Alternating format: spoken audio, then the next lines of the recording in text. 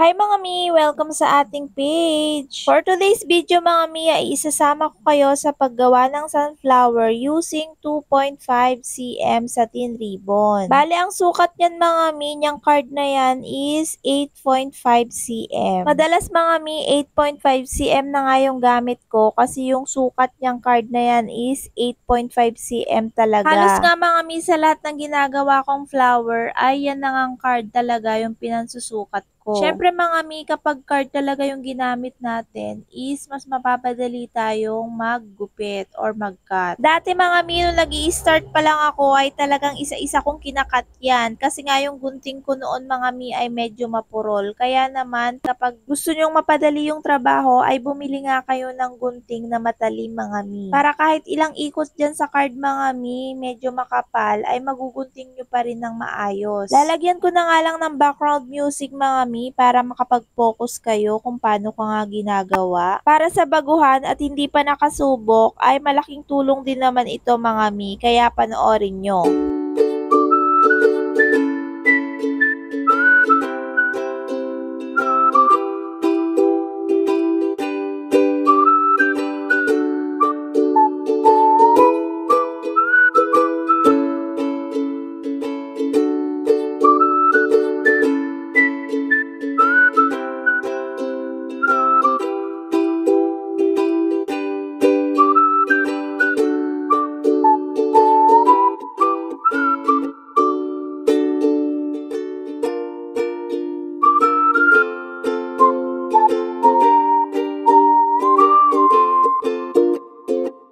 Cut ko muna yung music mga Mi kasi explain ko sa inyo kung paano ko nga sinukat itong pinakagitna. Bali, pinaikot ko lang din sa ruler mga Mi. Yan na yung pinakasukat nitong magiging gitna natin. 4 cm satin ribbon yung ginamit ko dyan mga Mi na kulay brown. Tapos panoorin nyo na lang ulit mga Mi yung mga susunod ko pang gagawin dyan.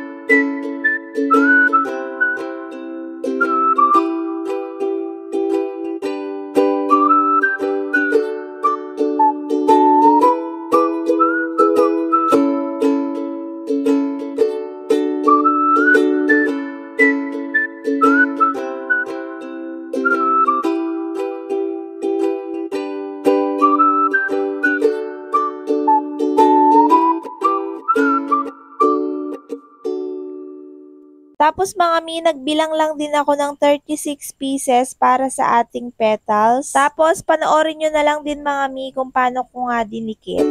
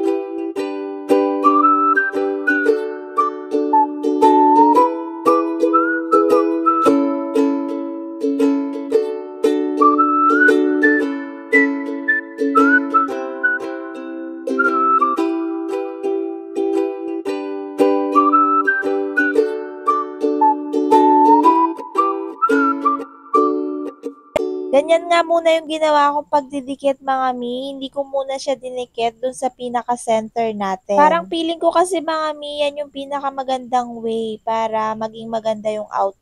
Sobrang matrabaho nga nitong sunflower mga mi, pero ang ganda-ganda rin naman kasi ng ganitong flower. Maganda siya sa flower arrangement mga mi, sa mga bouquet. Basta maganda yung sunflower mga mi, kahit saan mo naman yan ilagay. Uy, sana all maganda. Sa paggawa nga ng ganitong bulaklak mga mi, ay kailangan lang talaga natin ng tiyaga. Dahil isa-isa nga nating ididikit yung mga petals niya mga mi. Uy, kapag nahihirapan pa naman akong gumawa mga mi sa mga ganitong bulaklak, naaalala ko na lang talaga yung mga buyers natin na nagsasabi na madali lang daw gawin. Uy, sige nga mga mi, kayo nga yung gumawa nang maramdaman nyo rin yung sakit ng likod. Usually kasi mga mi sa mga buyers ay ang nakikita na lang talaga yung pinaka-produkto. Hindi nila alam kung paano natin ito binuo. Kaya mabuhay tayong lahat ng mga crafters mga mi, laban lang. Kahit maraming basher mga mi, mas marami pa ring naniniwala. Ayan na mga mi, yan yung outcome ng may stick. Tapos gumawa rin ako dyan mga mi ng walang stick. Kasi yung walang stick mga mi ay i-store ko nga. Yung may mga stick is gagawin ko na siya sa flower arrangement ko. Salamat sa panonood mga mi. Please follow and share. God bless. More benta to us.